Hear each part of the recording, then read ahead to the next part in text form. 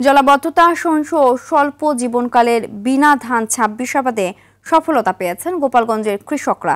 টানা ১৫ দিন পানির নিচে থাকলেও নষ্ট হয়নি গাছ, ফলনও হয়েছে ভালো। এতে বিনা ধান ২৬ চাষে আগ্রহ দেখাচ্ছেন গোপালগঞ্জের চাষিরা। অন্যদিকে সফলতা মেলায় এ জাতের ধান নিম্নাঞ্চলের জেলাগুলোতেও ছড়িয়ে দেওয়ার কথা জানিয়েছে কৃষি বিভাগ। গোপালগঞ্জ প্রতিনিধি আব্দুল্লাল মামুনের পাঠানো তথ্যচিত্রে আরও জানাচ্ছেন সুলাইমান কবির।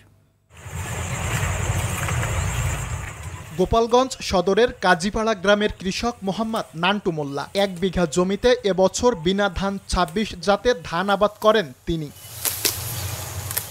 তবে রোপণের পরই টানা বৃষ্টিতে ২৩ দিন তলিয়ে থাকে জমি। এতে ফলন নিয়ে শঙ্কায় থাকলেও পানি নেমে যাওয়ার পর তিনি দেখেন ফলন হয়েছে বেশ ভালো।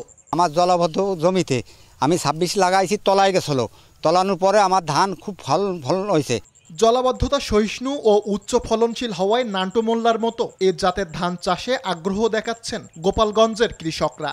নান্টু ভাই যে বিনা ২৬ লাগাইছে, এটা আসলে পানির নিচে থাকার পরেও বেশ ফলন হয়েছে। যেহেতু আমাদের গোপালগঞ্জ নিচু এলাকা, পানি থাকে সবসময়, এই ধান লাগানোর পর পানি হলেও এই ধানটা মনে করেন হবে। আমি এই বিনা ২৬ লাগাবো, আশাবাদী বিনা ২৬ই করবো ইনশাল্লাহ।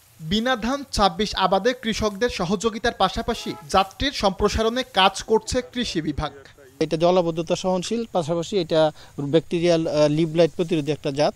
আমরা মনে করি যে এই নিচু এলাকায় যেখানে সাডেন বৃষ্টি হয়, ফ্লাড হয়, সেইখানে এবং পানি ১০-১৫ দিন পর্যন্ত জমে থাকে, তার জন্য এটা একটা উপযুক্ত জাত। আমরা কৃষি সম্প্রসারণ অধিদপ্তর সবসময় কৃষকের পাশে আছি। আর আমরা যেসব নতুন নতুন জাত পাচ্ছি, প্রযুক্তি পাচ্ছি, সেগুলো আমরা চেষ্টা করে ছড়িয়ে দেওয়ার। আমি মনে করি এক্ষেত্রে বিনা ধান ২৬ একটা অগ্রণী ভূমিকা রাখবে। বাংলাদেশ পরমাণু কৃষি গবেষণা ইনস্টিটিউট উদ্ভাবিত বিনা ধান ২৬ চাষে হেক্টর প্রতি গড়ে ৬.৫ টন ফলন পেয়েছেন গোপালগঞ্জের চাষিরা। সুলাইমান কবির, RTV।